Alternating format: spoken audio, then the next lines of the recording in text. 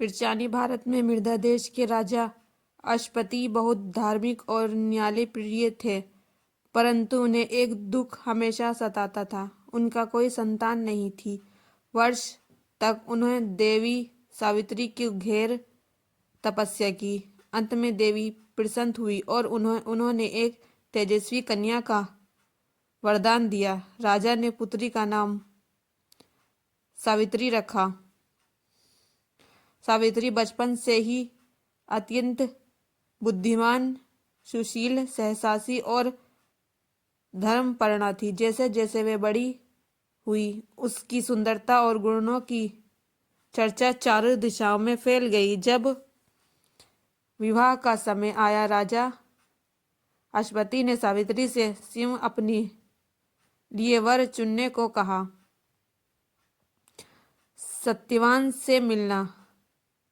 One भ्रमण के दौरान सावित्री की भेंट एक तपस्वी के पुत्र से हुई, जिसका नाम था सत्यवान। वे अंधे पिता का राजा भूमिष्ठिन की सेवा करता था।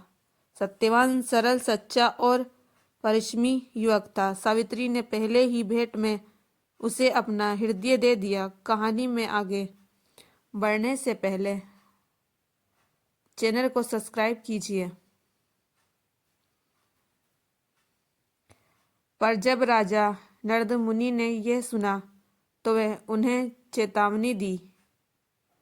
सत्यवान महान आत्मा है, लेकिन उसका जीवन केवल 1 वर्ष की शेष है।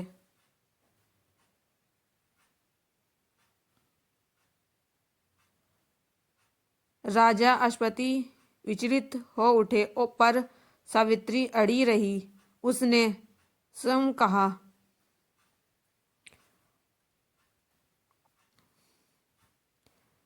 मैंने एक बार जिसे अपना पति मान लिया, उसे बदलना नहीं सकती। मेरा धर्म, मेरा प्रेम और मेरा विश्वास सत्यवान के साथ है। विवाह और कठोर व्रत।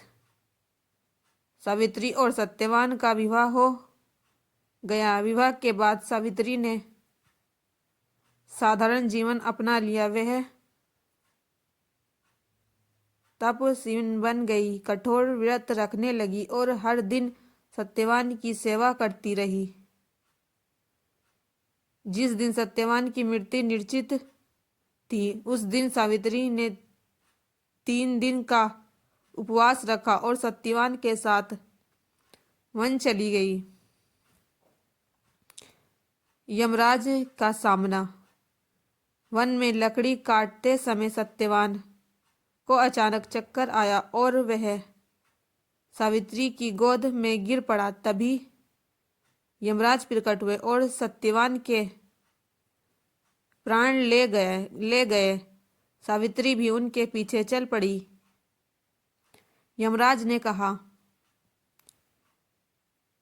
हे देवी, वापस लौट जाओ। पर सावित्री ने विनम्रता से उत्तर दिया, जहां मेरे पति जाते हैं, वहां पत्नी का जाना धर्म है। बुद्धि और प्रेम की विजय। यमराज सावित्री के ज्ञान, धैर्य और दृढ़ से सत्यवान प्रभावित हुए। उन्होंने उसे वरदान देने को कहा। सावित्री ने पहला वर में अपने ससुर की आंखों की रोशनी मांगी। दूसरे वर में उनका खोया हुआ राज्य। तीसरे वर में 100 पुत्रों का वरदान।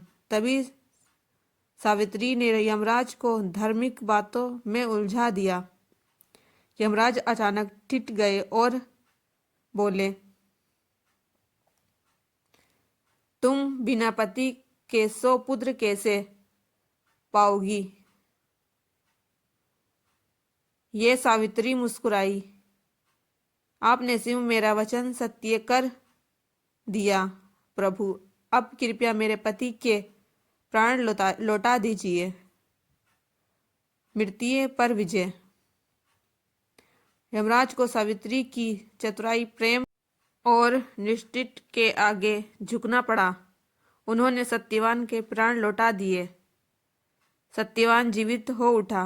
वन में पुनः जीवन लौट आए। बाद में राजा धर्मसितन को राज्य मिला और सावित्री सत्यवान सुखीपूर्ण जीवन जीने लगे। कथा से सीख। सच्चा प्रेम मृत्यु से भी बड़ा होता है। नारी की बुद्धि दृढ़ और सहसा अजय होती है।